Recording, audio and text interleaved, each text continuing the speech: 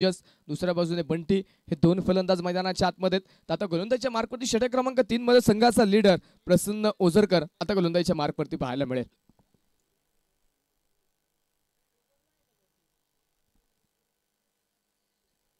प्रसन्न ओझरकर आपण पाहतो षटक क्रमांक 3 मध्ये कित्येक वेळा निर्णायक भूमिका त्या ठिकाणी चांगली पार पाडण्याची क्षमता असणारा प्रसन्न जो आपण पाहतोय गोलंदाजीच्या मार्कवरती दाखल झाला।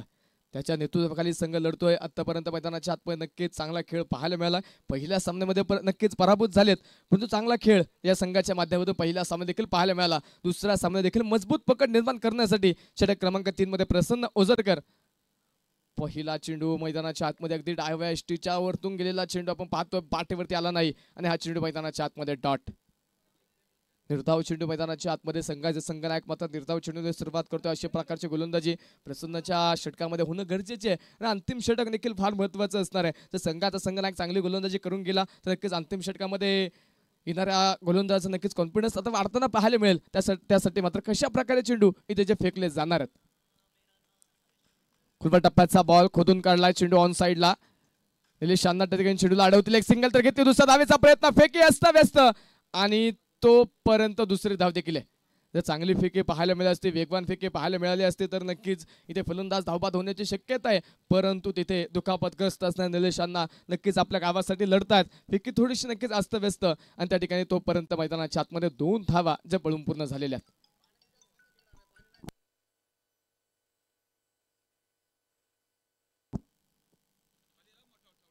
चेंज ऑफ पेस यावेळी फलंदाजापासून दूर ठेवला चेंडू, कमी गतीचा चेंडू फेकला आणि हा चेंडू मैदानाच्या आतमध्ये डॉट। निर्धाव चेंडू मैदानाच्या आतमध्ये आपण पाहतोय त्या ठिकाणी आलेला आहे। स्कोर कार्ड मैदानाच्या आतमध्ये 21 धावेंवरती 9 चेंडू 28 धावा आक्रमकता दाखवावी लागेल। एक निर्धाव चेंडू एक डॉट बॉल समीकरण अवघड करताना पाहायला मिळेल, अवघड करताना नक्कीच त्या ठिकाणी पाहायला मिळत असताना सामना दूर देखील नेताना त्या ठिकाणी पाहायला मिळेल। यावेळेचा चेंडू उभी हिटचा प्रयत्न, फटका फसलाय, चेंडूने उंची प्राप्त केली प्रतीक वाबळे, चेंडूच्या खाली टिपला जाईल, taken very good catch, wicket, फलंदाज Tejas back to the pavilion.